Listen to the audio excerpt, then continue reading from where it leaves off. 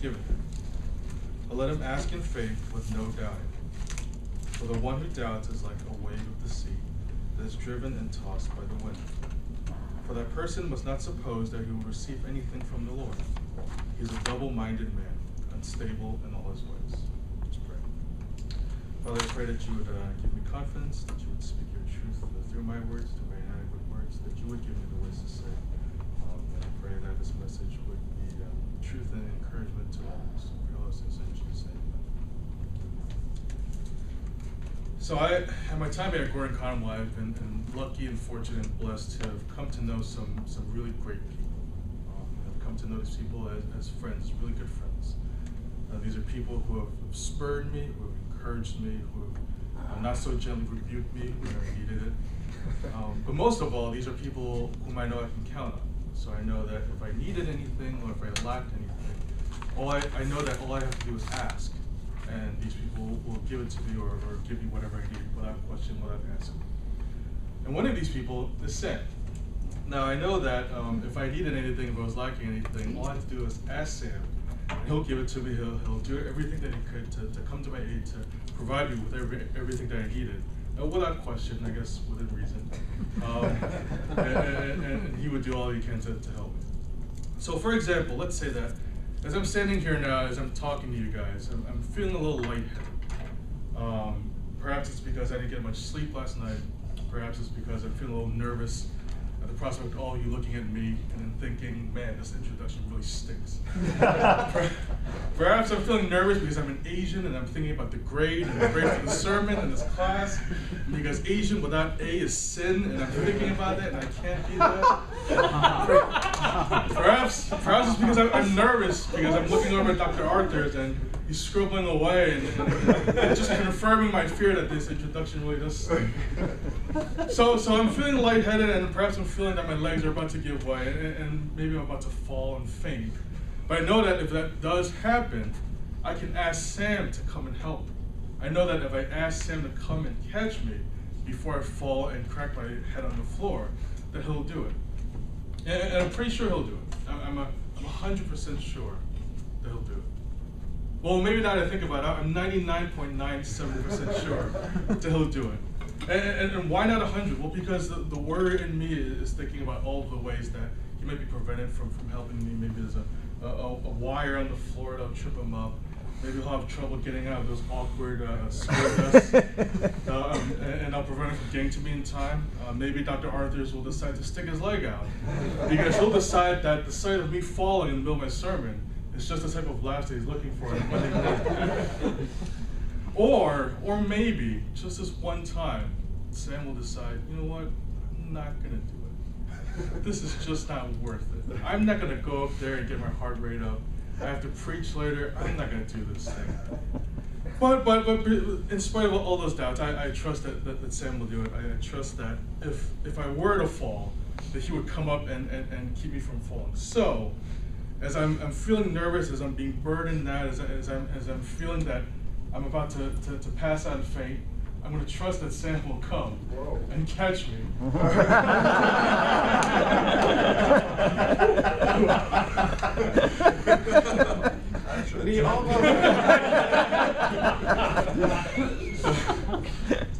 So thankfully, I'm really thankful that Sam actually came up and caught me. And I did trust that he would, in spite of my doubts. And in the same way, as we look in this passage in James today, like the confidence I had in asking Sam to help me, when we are lacking in wisdom, we can also ask God.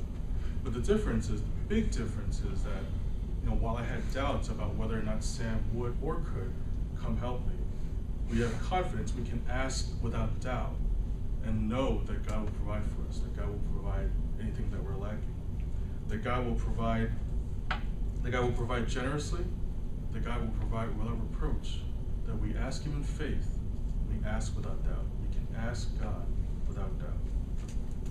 So James is writing this letter to Jewish Christians who were scattered in diaspora, and they were going through some tough times, and they were going through some perhaps severe persecution. And these are times probably when they were wondering, what's going on? What's happening here? how am I supposed to get through this? And James encourages them by saying in verse 5, and if any of you lacks wisdom, let him ask God. If any of you lacks wisdom, let him ask God. So he's saying if any of you is lacking in understanding of what God perhaps is meant for you to do, what God has planned and purposed for you to do, how God wants you to get through these difficult times, these times of trial, ask God.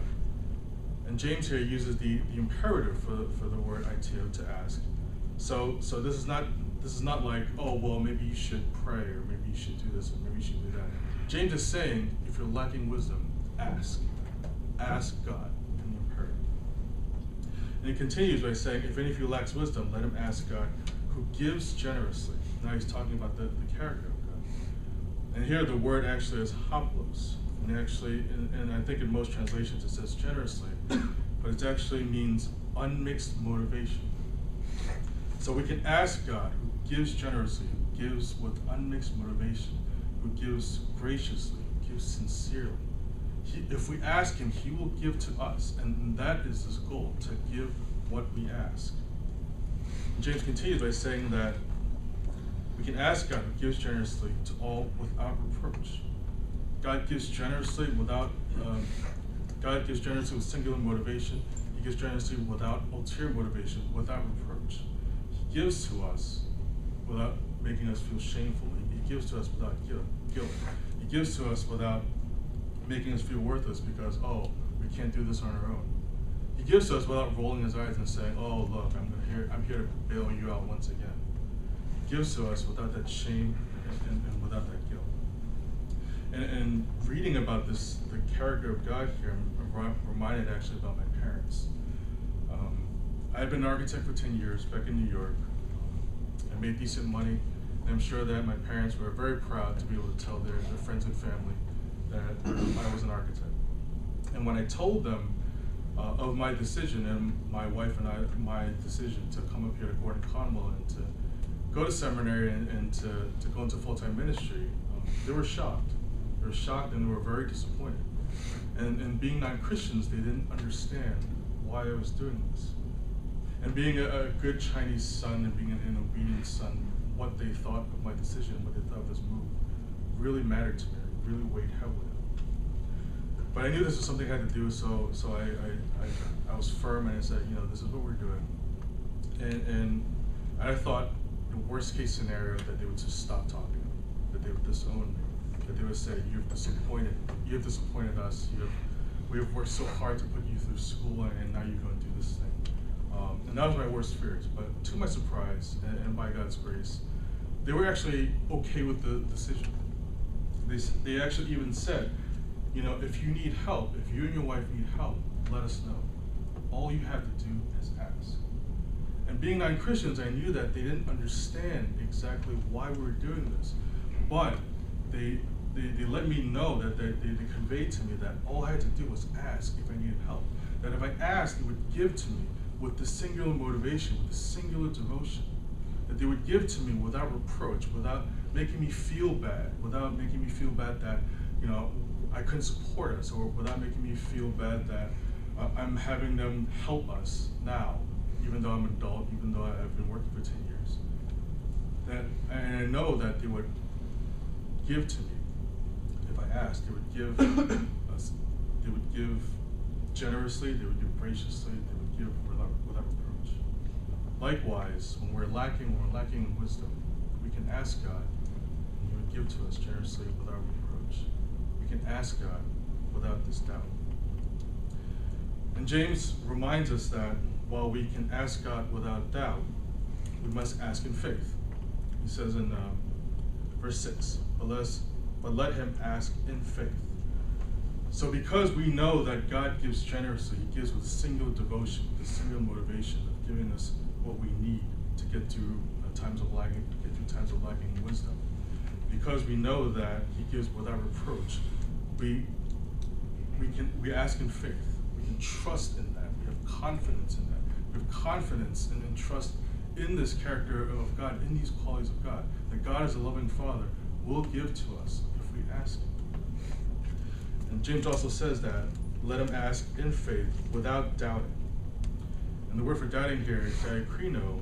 It means weighing options or weighing matters that might lead to hesitation. And because we have faith, we trust in this God who will give to us with this singular motivation, we don't have to doubt. We don't have to weigh our options. I mean, there's no reason for us to weigh our options and say, well, maybe someone else can help me out, or maybe this will work, or maybe that will work. We can ask God, our Heavenly Father, who will give to us, who will give us all that we need if we are lacking wisdom. As long as we ask, we can ask without doubt.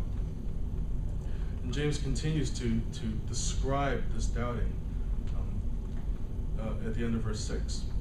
But let him ask in faith with no doubting, for the one who doubts is like a wave of the sea that is driven and tossed by the wind. So he's describing how having these doubts, what that looks like in terms of the uneasiness of these doubts, the uneasiness that it gives you as you're wondering, as you're lacking wisdom, how do you get through these difficult times?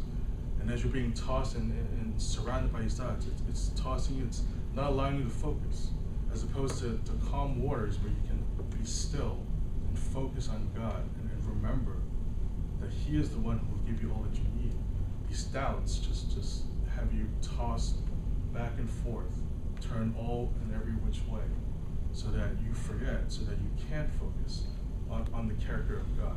You can't remember this character of God, that you can't trust and have confidence in Him. And James continues by describing the doubting person. For that person must not suppose that he will receive anything from the Lord. He's a double-minded man, unstable in all of his ways.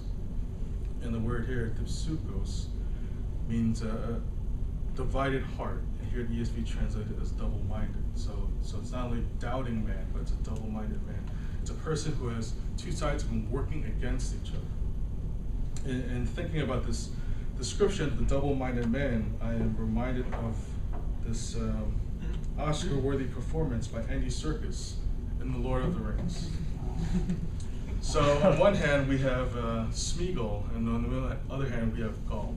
So in thinking about this double-minded man, and what happens here is in the Two Towers is a scene where Smeagol and Gollum are kind of debating with each other. The Frodo has the ring and Sam, and they're sleeping nearby, and they're kind of debating on what to do about the ring and how to get it. And through the course of this argument, this debate, Smeagol goes, "No, they're my friendsies, not master, they're my friendsies." And Gollum goes, "No, you have no friends." And Smeagol goes, "No, but I'm good. I won't hurt my friendsies." And then Gollum goes, "No, you are a thief and a liar." So in thinking about the double-minded man, I'm reminded of this debate between Smeagol and Gollum. When we ask God, we can ask without doubt. We can ask without this debate. We can ask without this wonderment, whether or not that God will come through this, because we know His character. We have faith in His character. So we're not this person where we're asking God for help on the one hand, and on the other hand we're doubting, well, maybe I should do this instead, or maybe I should add this instead, or maybe I don't even ask God. So James is reminding us that we can ask without doubt, that we don't have to be this doubting man. So we've seen here that James is saying, yeah, during tough times and times when you're lacking wisdom, you ask God. This is what you have to do. You ask God without doubt. So what does that look like for us as seminarians here? Perhaps we're not going through times of persecution or trial as serious as James's readers is going through, but we go through our share of difficult times where we might wonder what we're doing here. We may wonder what God has planned for us. We may wonder how God is going to get us through this time. Perhaps you're in deep debt. You've taken out a lot of student loans and you keep accruing this debt to get you through this degree. And as you're staring at this mountain of debt, you're staring at all these zeros that you owe. You're wondering, God, what's happened here? What am I supposed to do? Perhaps during your time here, you're blessed with a new baby, and you're happy and you're excited. And then you find out that this baby has an unexpected medical condition that's going to require care now and also care for the rest of the child's life. And you're left wondering, well, is this supposed to be this way? God, I'm here serving you. I'm here in ministry, equipping myself for ministry, serving you. Is this supposed to happen this way? Perhaps you're talking to friends back home and you find that all these great things are happening and all these wonderful things are happening without you there. You're feeling a little lonely. Or perhaps you're feeling that your relationships are strained or you yourself are strained as you're trying to balance all of this with your ministry, with your relationships. And you wonder, well, God, is it really supposed to be this way? What am I supposed to do? Well, James reminds us that during these times, during these difficult times when we are lacking wisdom, when we are wondering what he has in store for us, how he's going to get us through these difficult times, he reminds us that we can ask. We can ask God. This is what we have to do. We ask God without doubt. We ask God without doubt because God gives to us with a single motivation, without ulterior motive. He gives to us without reproach. We can ask.